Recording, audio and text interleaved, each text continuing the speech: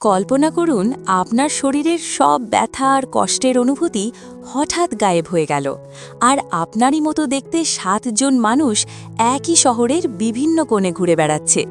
কারোর ভেতরে শুধুই রাগ, কারোর ভেতর অসীম শক্তি, আর কেউ শুধুই মৃত্যু ভয়ে আতঙ্কিত। শুনতে অবিশ্বাস্য মনে হলেও ঠিক এই অসম্ভবকে সম্ভব করেছিলেন একজন বিজ্ঞানী। কিন্তু গোলকধাঁধাটা শুরু হয় তখন, যখন মৃত ঘোষিত এক শীর্ষ সন্ত্রাসীর 7টি ক্লোন ছড়িয়ে পড়ে পুরো শহরে। এদের ভিড়ে আসল মানুষটিকে, আর কেনই বা কয়েক বছর আগে ফাঁসি হওয়া এক খুনি আবার রক্তমাংসের শরীর নিয়ে ফিরে এলো। আজ আমরা কথা বলবো ওয়েব সিরিজ 6-এর হাড় হিম করা গল্প নিয়ে, যেখানে বিজ্ঞান আর অপরাধ জগৎ মিলেমিশে একাকার হয়ে গেছে। মানুষের ইমোশন নিয়ে খেলা করার এই ভয়ঙ্কর পরিণতির শেষ কোথায় জানতে হলে ভিডিওটি শেষ পর্যন্ত দেখুন। আর এমন সব রোমাঞ্চকর সিনেমা ও সিরিজের ব্যাখ্যা পেতে চ্যানেলটি সাবস্ক্রাইব করে বেল আইকনটি ক্লিক করে রাখুন। চলুন শুরু করা যাক। সিরিজের শুরুতেই দেখা যায় একজন প্রফেসর ক্লাস নিচ্ছেন।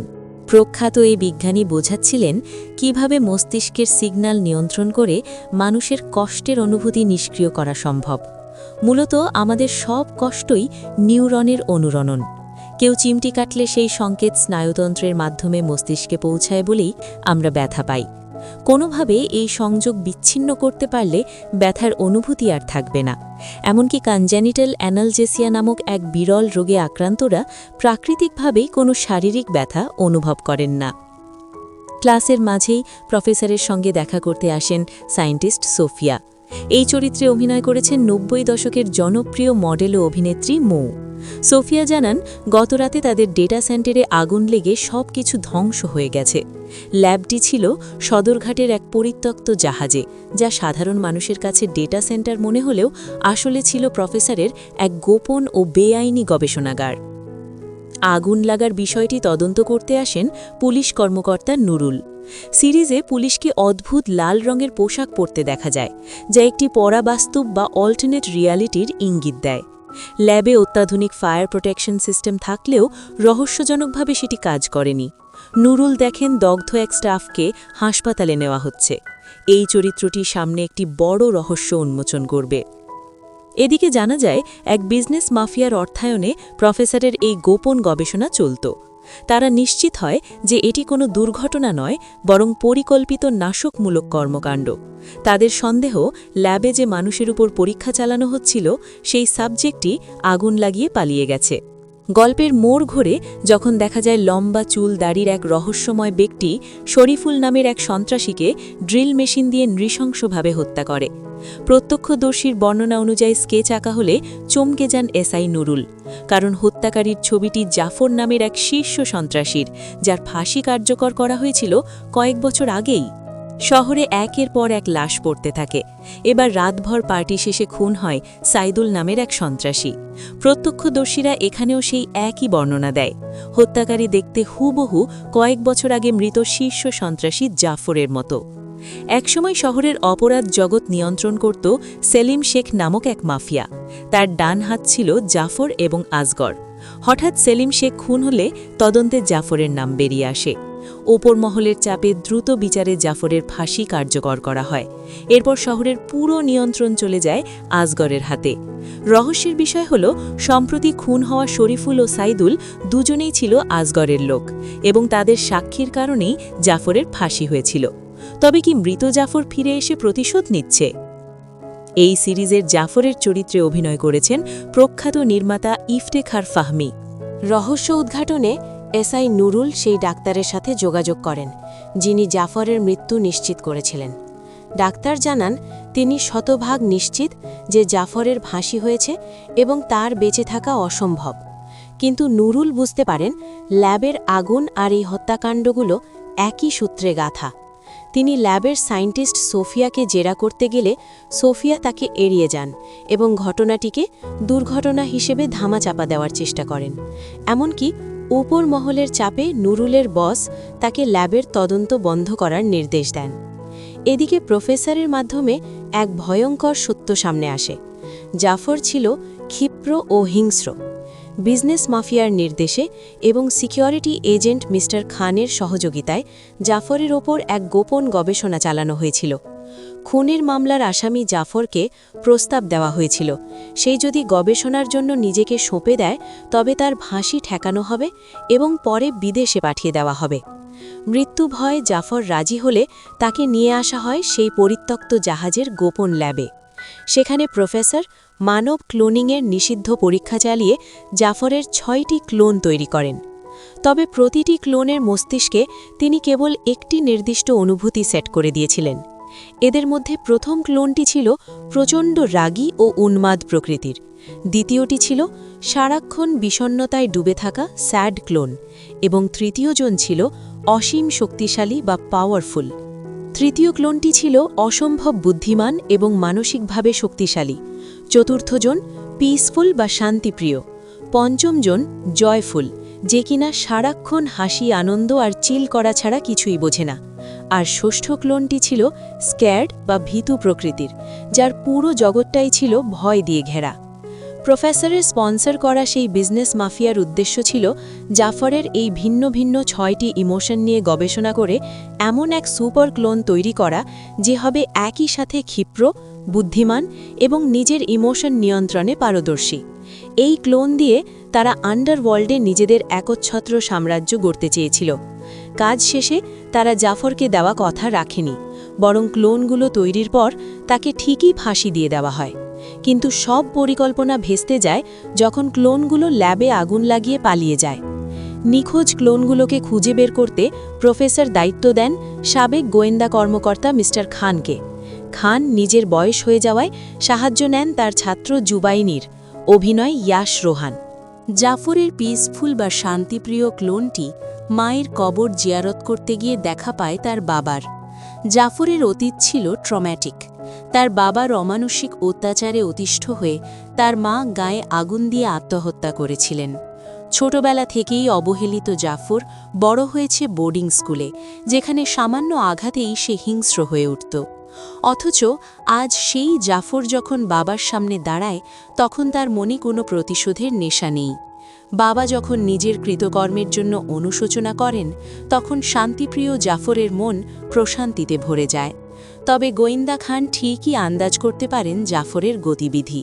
তিনি জাফরের বাড়িতে হানা দিয়ে পিসফুল ক্লোনটিকে গ্রেফতার করেন। এদিকে জাফরের স্যাড বা দুঃখী ভার্সনটি চলে যায় তার চেনা এক বাউলের কাছে। নদীর পাড়ে বসে বাউলের গান শুনতে শুনতে তার মনে পড়ে যায় মেয়ে মিলির কথা, যাকে পুলিশের হাতে ধরা পড়ার পর পাঠিয়ে দেওয়া হয়েছিল এতিমখানায়। মিলির পরিচয় নিয়ে রয়েছে এক লোমহর্ষক ইতিহাস। মিলি আসলে জাফরের নিজের সন্তান নয়, বরং তার জীবনের এক চরম পাপের ফসল। জাফর যখন অপরাধ জগতের তুঙ্গে, তখন তার ছায়াসঙ্গী ছিল তার এক ঘনিষ্ঠ বন্ধু।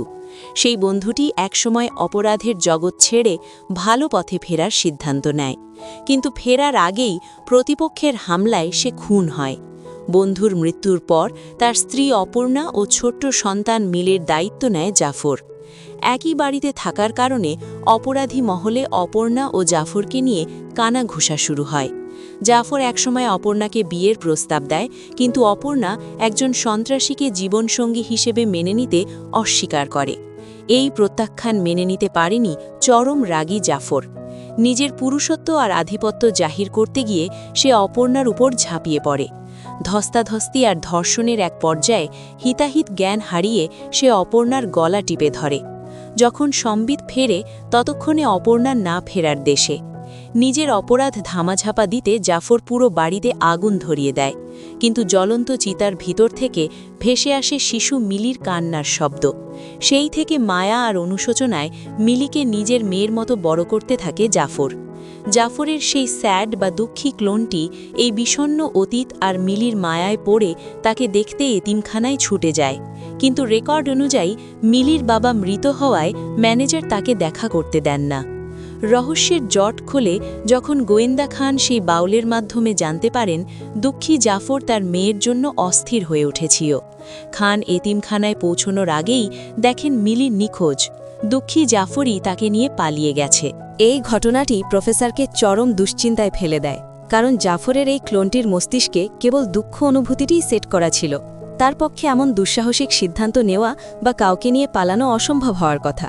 প্রফেসর বুঝতে পারেন ক্লোনগুলোর মধ্যে ইমোশনাল মিউটেশন ঘটছে, অর্থাৎ কেবল একটি ইমোশন দিয়ে তৈরি করা হলেও সময়ের সাথে সাথে তাদের ভেতরে অন্য সব অনুভূতিও জন্ম নিচ্ছে।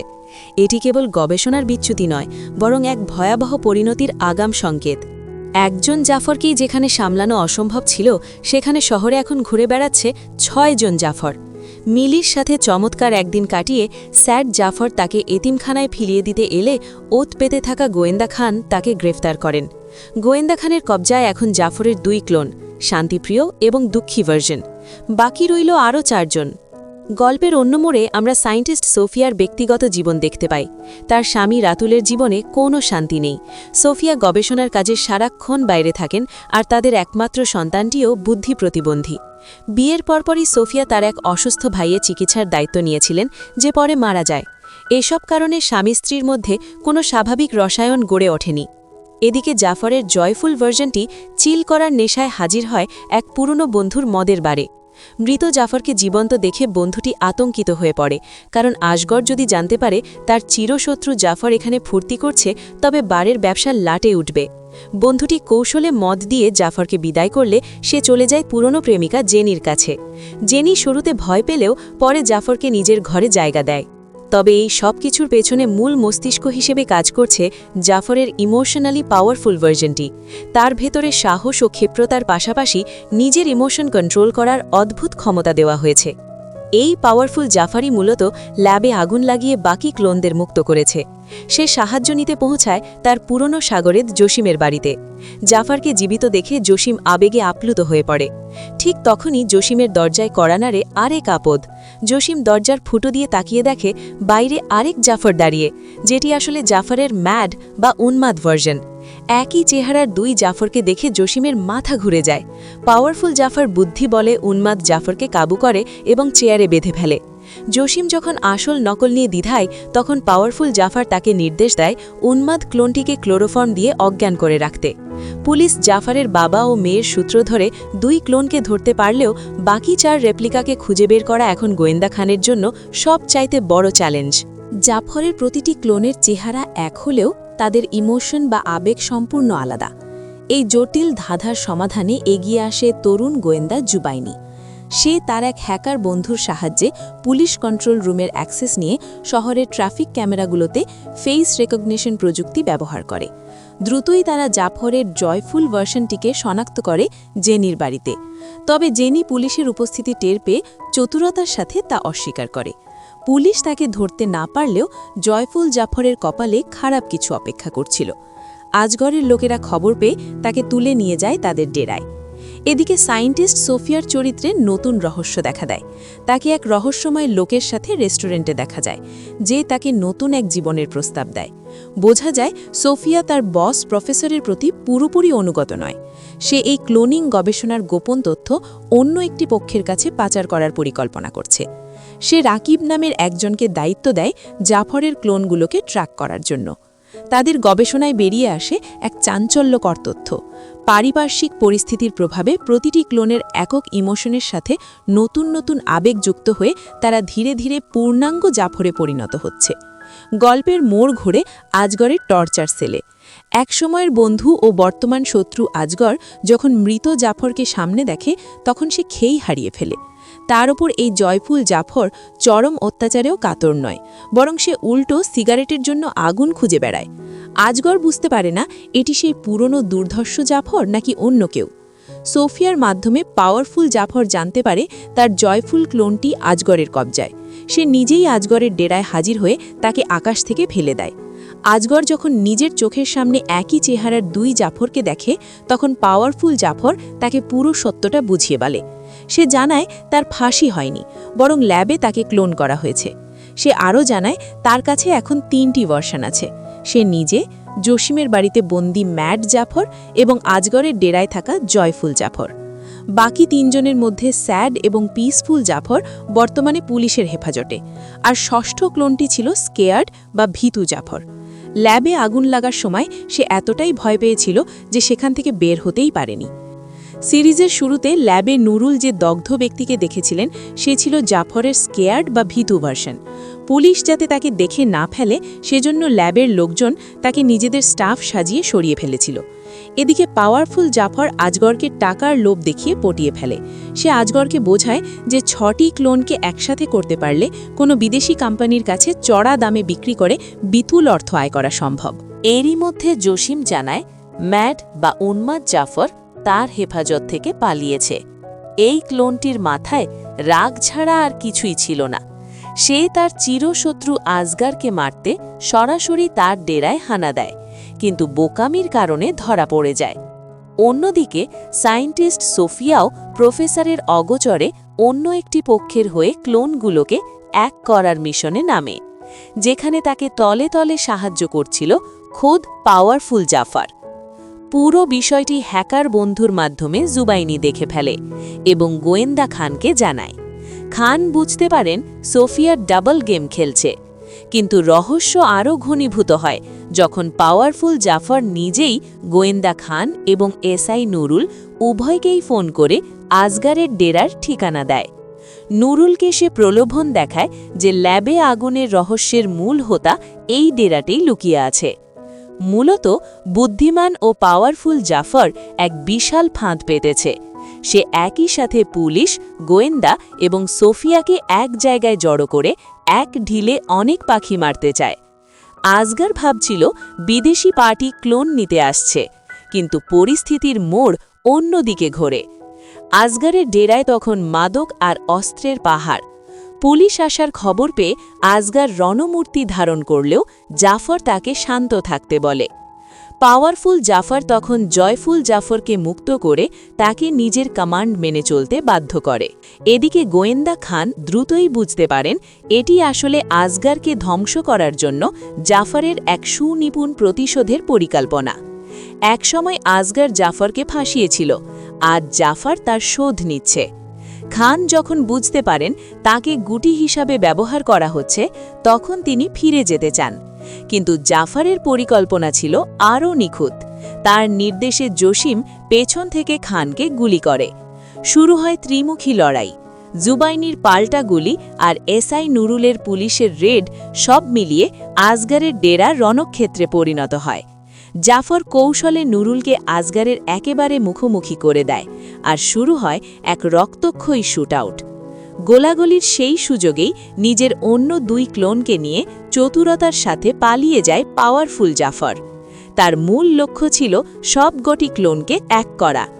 গোয়েন্দা খান গুলিবিদ্ধ হওয়ার পর সেই বিশৃঙ্খলার সুযোগ নিয়ে বাকি 3 ক্লোনকেও সে অবমুক্ত করে এবং একটি ট্রাকে করে শহর ছাড়ে। প্রফেসর যখন জানতে পারেন তার হাত থেকে 6টি ক্লোনই ফসকে গেছে, তখন তিনি মানসিকভাবে ভেঙে পড়েন।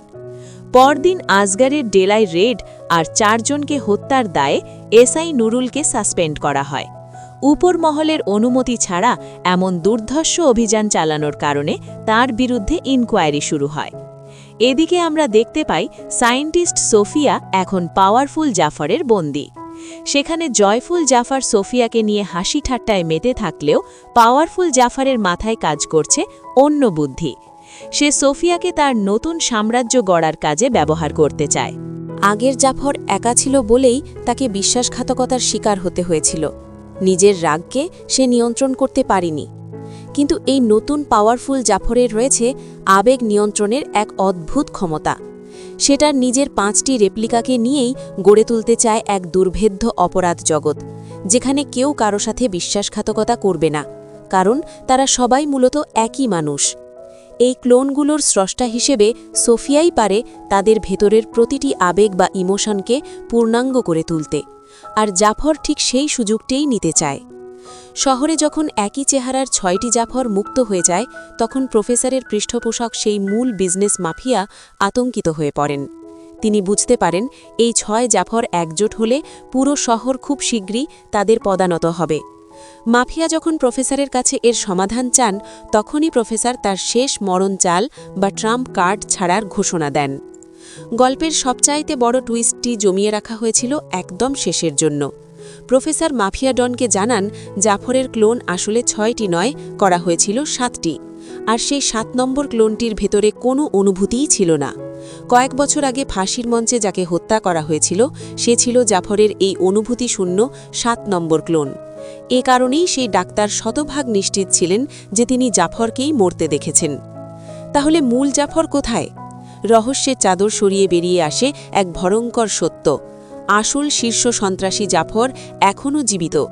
প্রফেসর তাকে এতদিন লোকচক্ষুর আড়ালে লুকিয়ে রেখেছিলেন, আর এখন অবাধ্য হয়ে পালিয়ে যাওয়া সেই 6টি ক্লোনকে খুঁজে বের করার দায়িত্ব প্রফেসর তুলে দিয়েছেন খোদ আসল জাফরের হাতেই। সিরিজের শেষ দৃশ্যে আমরা দেখতে পাই সেই দুর্ধর্ষ আসল জাফর আবার শহরে ফিরে আসছে তার অবিনশ্বর 6টি রূপকে নিয়ন্ত্রণে আনতে। কিন্তু শেষ পর্যন্ত কি হবে? আসল জাফর কি পারবে নিজের ইমোশন দিয়ে তৈরি এই 6টি সত্তাকে হার মানাতে, নাকি এই উন্নত ক্লোনগুলোই ধ্বংস করে দেবে তাদের মূল সৃষ্টিকর্তাকে? 6 ওয়েব সিরিজের প্রথম সিজন এই অমীমাংসিত প্রশ্নগুলো রেখেই শেষ হয়ে যায়। বন্ধুরা, মানুষের আবেগ নিয়ে করা এই এক্সপেরিমেন্ট যদি বাস্তবে হতো তবে পৃথিবীটা কেমন হতো বলে আপনি মনে করেন? আর আপনার নিজের ভেতরে কোন অনুভূতিটিকে আপনি সারা জীবনের জন্য স্থায়ী করে রাখতে চাইতেন? আমাদের কমেন্ট করে অবশ্যই জানাবেন। ব্যতিক্রমধর্মী এই সিরিজের কাহিনী ভালো লাগলে ভিডিওটিতে একটি লাইক দিন। আর এমন সব রোমাঞ্চকর সিনেমা ও সিরিজের ব্যাখ্যা পেতে সায়েম এক্সপ্লেন টিভি চ্যানেলটি সাবস্ক্রাইব করে বেল আইকনটি ক্লিক করে রাখুন। দেখা হচ্ছে পরবর্তী ভিডিওতে নতুন কোনো রোমাঞ্চকর গল্প নিয়ে। ততদিন পর্যন্ত সবাই সুস্থ থাকুন, ভালো থাকুন। আল্লাহ হাফেজ।